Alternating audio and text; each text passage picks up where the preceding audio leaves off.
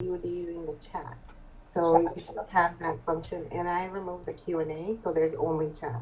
Okay. And remind me of the difference. I believe with the Q&A, you're only you or the panelists are able to see the questions and possibly answer them. But then with the chat, I believe if they can send it to either the panelists, the host. They can choose who to send the chat to, or they can send it to everybody. Okay, got it. Okay, so I need to let people know that they should use a chat function, and when they should mark their question to all attendees so that everybody can see it. That's right. And then attendees will see it, panelists will see it, everyone sees it. That's right. Okay, cool. That's great. Yeah. Okay, and are you in this group chat again, right? I feel like I saw. Um, Oh yeah. Okay. yeah, and I see Randolph's joined the meeting. Um, hey, Great. how's it going? Hey, Do you want to do a quick video check? Your audio sounds great. well, I don't talk or I'm not on screen for it, so I don't need either, really. Okay. Okay, perfect. Your audio sounds great, though. Cool. Thank you. You're welcome. The others should be popping on momentarily. Sounds good. I think a number of them are up at the State Forest Nursery, so I don't know where they're going to be coming to us from. Maybe their cars. Are they doing some kind of climate event up there? No, it's the bonding tour Oh, gotcha. with the legislators. I see Commissioner Meyer is joining us. Would you like to do a quick audio video check? There you are. Was that? Let's see if there's no back. On February 20th, a Your audio and Saturday, video even the both look group really good. ERM group's technical director agreed the turbidity was unusual for a How 1.2 many water. people we have signed up for the Mid-March major event provided today? several reports in close succession, the 13th, Last time I 15th, and checked, it was 16th, 21 regarding fine people. clay sediments, and included in Do the you have a final list of the report a names at notice all? that Enbridge issued Yes, I do. itself Would an you like me to send that unacceptable to you? report for improper dewater.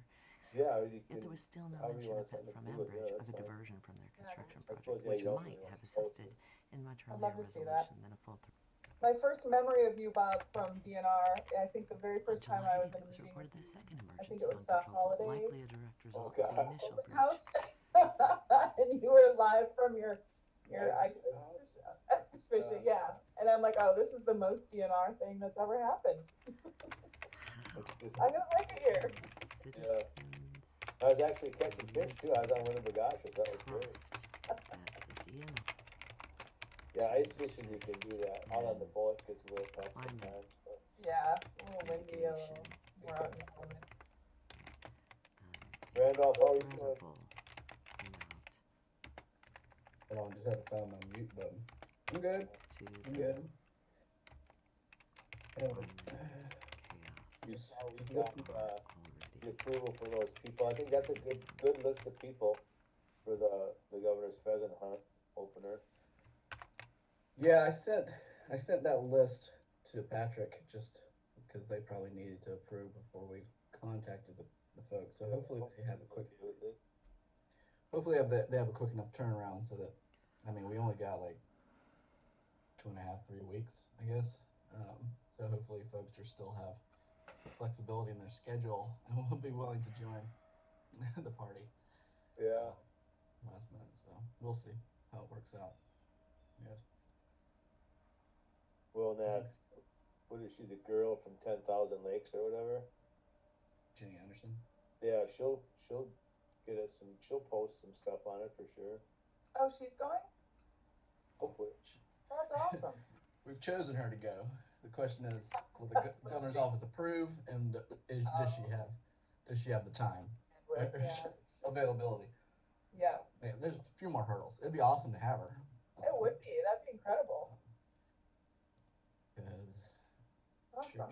she could actually probably give Tim Walz a run for his money on shooting. But I like it. So the governor is. Oh yeah, that's right. He is gonna hunt. yeah, he wouldn't miss He wouldn't miss pheasants.